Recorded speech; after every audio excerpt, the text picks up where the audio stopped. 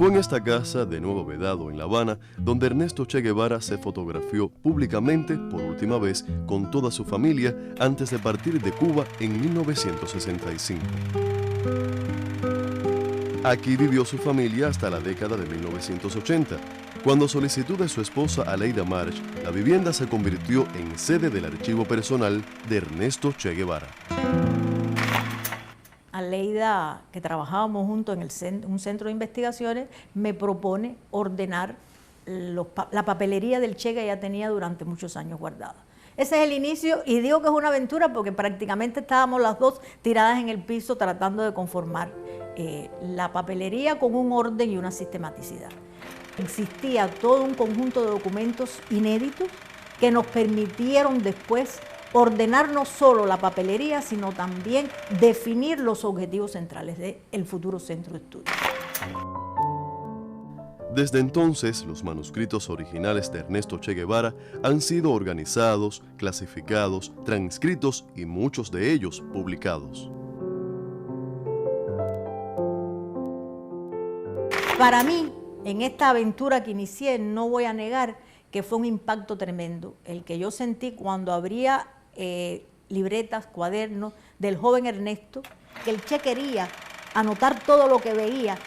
pero no botaba nada, lo fue acumulando, acumulando, y de todo eso se nutrió hasta después en que en Cuba llega, se asienta y utiliza en parte toda esta documentación para otros escritos. La fue acumulando. E inclusive, como dice la mochila de viaje del Che o de Ernesto, esto resulta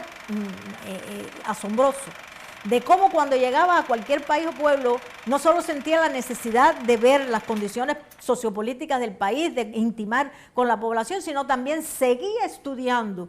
y cómo sentía la avidez y la necesidad de llevar todo esto en sus hombros, y donde llegara a plantar de nuevo su biblioteca, y lo fue guardando. Y fue, me imagino yo, que decantando, algunas cosas las dejó en Argentina, pero otras se las fue llevando hasta llegar a México. Incluso conocemos que en el caso ya del triunfo de la revolución, cuando él se asienta en La Habana, él manda a pedir las maletas que tenía, ahí deben haber estado toda esa documentación archivada en maleta tipo Che, porque tampoco no había archivos ni cosas por el estilo, y entonces las manda a pedir, y es nada más y nada menos que el guatemalteco, el Patojo, que lo conocía desde los tiempos de Guatemala, quien le traslada y trae la maleta. Cuando ya Patojo decide venir para Cuba, que incluso trabajó con él.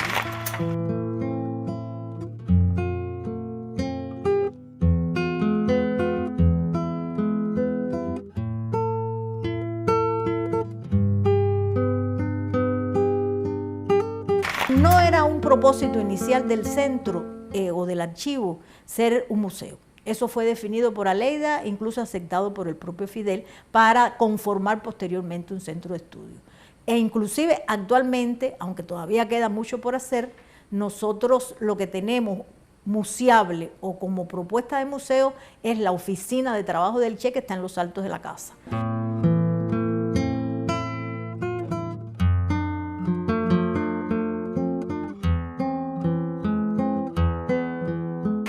Esta biblioteca es el reflejo real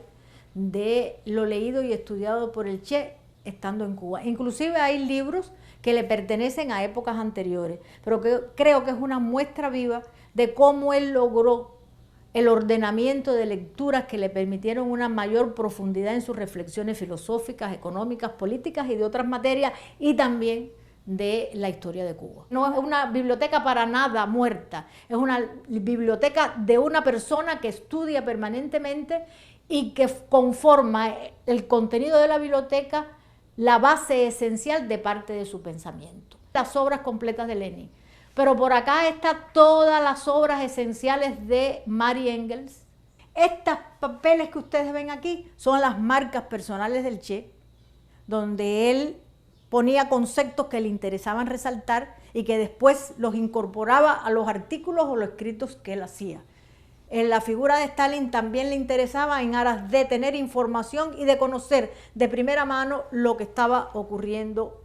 en la Unión Soviética de su época. Libros de la realidad de la Revolución China, de Vietnam, que como ustedes conocen, estudió mucho, como ven aquí los libros de Mao Zedong,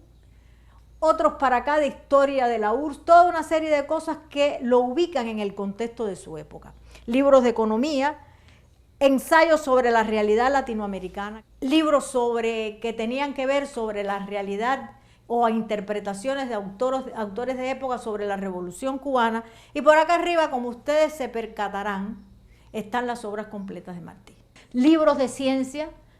e interesante porque, por ejemplo, mantenía en los libros de ciencia cosas específicas de matemática, de física, que fueron ramas de la ciencia que él estudió bastante, pero también le llegaban otras de ciencias específicas, como es, por ejemplo, la dinámica de los pastos de Voisin, que fue un investigador francés de suelo que estuvo en Cuba, incluso murió en Cuba, y que él fue llenando esta biblioteca de todo esto. La organizaba bajo su criterio, porque este ordenamiento está hecho por el propio Che, y por supuesto el marcaje de algunos títulos que también eran importantes reflejar en cada uno de los contextos en que él fue situando las obras de los clásicos del marxismo.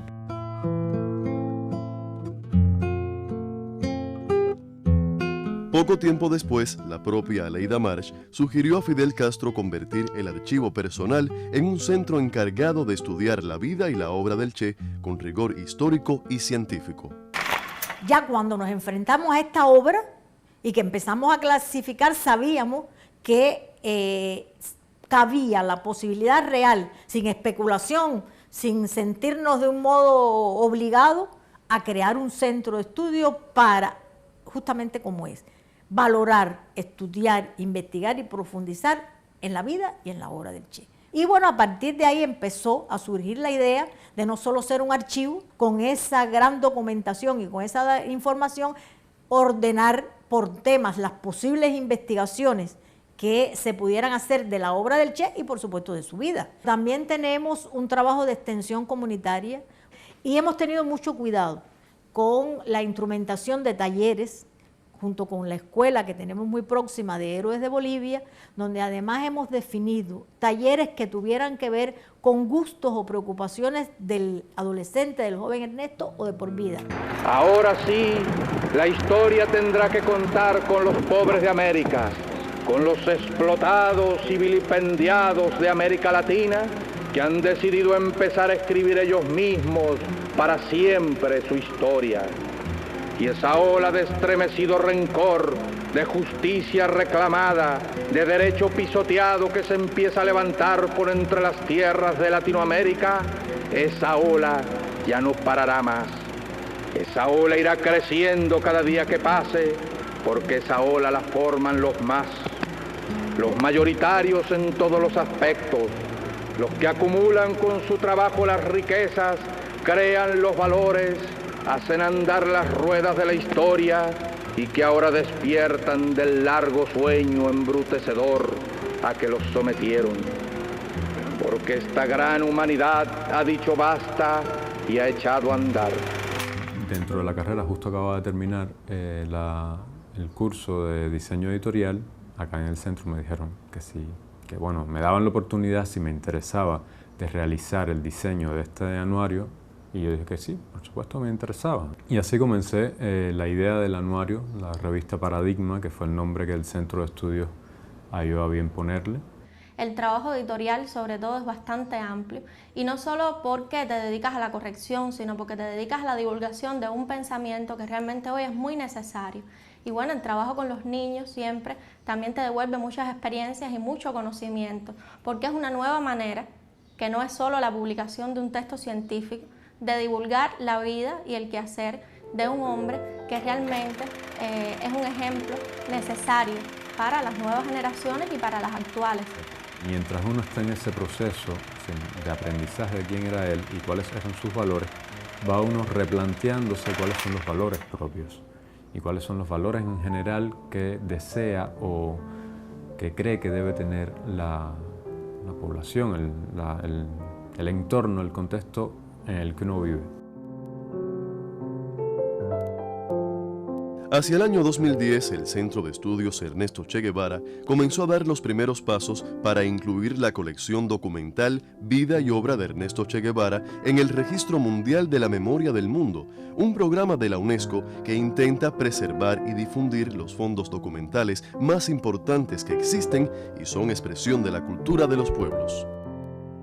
Es una obra que no tuvo ninguna objeción, lo que quiere decir que esto nos ayudó a medirnos a nosotros mismos de la calidad y validez de esta colección. La colección documental Vida y Obra de Ernesto Che Guevara se caracteriza por la variedad de soportes y formatos. El número alcanza 1007 documentos que de una u otra manera son resultado de la experiencia vital de Ernesto Che Guevara, casi desde su nacimiento hasta sus últimos momentos en Bolivia, y giran en torno a su obra revolucionaria, ensayística, periodística, biográfica y personal. Incluye además su correspondencia oficial y personal. Claro que está el bloqueo imperialista y seguirá estando durante algún tiempo, hasta que se cansen o hasta que ocurran acontecimientos de otro tipo. Es que es nuestra lucha la que nos permite hoy poder gozar de la paz constructiva. Y es nuestra aspiración la paz